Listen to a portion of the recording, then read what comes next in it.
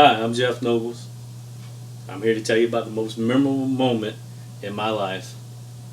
This moment has set the tone for my entire future and to where I am right now. Basically, it started off one day with my car breaking down. That's right. A little despair, some walking, and everything has gotten me to where I am now. That's 23 years in the Air Force. I work at the Pentagon, and I'm living like a king. Basically, what happened was when my car broke down, I showed up to work late. I had to walk. I watched all the trucks drive past me that worked for me. I worked for Glasscock Trucking Company. None of them could stop and pick me up because of trucking policy. So I went ahead and I walked, held my head high, came into the office late. First time ever showing up late. I still remember Freddie looking me in the eye saying, "Well, might as well just go ahead and go on home. I ain't got nothing for you today." I just kind of looked, shook my head. I understood where he was coming from, because if I had showed up late on a job and I was working for my dad would have sent me home.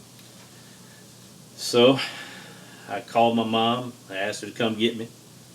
I climbed into the car when she got there. She looked at me. She said, "You all right?" And I said, "Yeah." He said, "Did they fire you?" I said, "Nah, I work good. He just sent me home today because I showed up late. My car broke down. It's over there on the other road." And it was a 20-something mile walk home, so I was kind of glad my mom actually took the time to come get me. She didn't have very much money.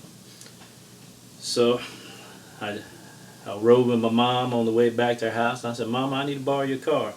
I had a lot of things on my mind, and it was a dream that I always had, and I felt that now was the time to take care of it. She said, "You can borrow my car on one circumstance. You got to put some gas in it, son. I don't have any gas." My mom was pretty poor, and she wasn't doing too well. She was working as a manager at a grocery store. And she made ends meet where she could. So basically, I told my mom, I said, "Mama, I'll fill your tank up, and I'll bring it back to you. But I got to get this done." So I drove, took a car, went on down to the recruiter's office. I walked into the Marines. Nobody there. Didn't see a soul. Walked into the Navy. The Navy man just sat there and talked on the phone, hung up the phone, didn't even look up at me. Not a greeting. Where I come from, that was rude.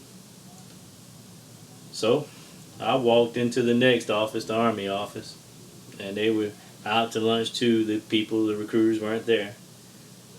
So the one place I actually wanted to be, I winded up at, and that's the Air Force. The Air Force recruiter, when I walked in, recognized me. I was a track MVP star from Furman High School in Sumter, South Carolina. I played varsity basketball, was on the winningest teams that was in the state of South Carolina. Basically, I talked to him. I said, "Mister, how fast can you get me in?" He said, "Well, I got to send you to take a test." And he said, "I can have you on the bus in 2 weeks." I said, "Let's do it." I went and I took his test. I, I did good on his test. I passed his test. And then I was in the Air Force in 2 weeks. I worked a little side job in the meantime, and I gave my 2 weeks notice to my boss. They picked at me, but I was actually grateful for the opportunity they gave me to work at the trucking company. It was worth the time and the experience, and it taught me how to do hard work, because I was shoveling dirt, mowing yards, doing everything they asked me to do, and I did it with a smile on my face, and I was proud. And to this day, everything I do it with pride and honor. I have nothing against anything I've ever done. That job led me to this job. Over a 23-year span, I'm at the Pentagon. I'm at the top of my career. I can't complain. I may be at E7, but this is what I strive for. I retire in May of next year, and I do not regret 1 minute of it. Thank you for your time.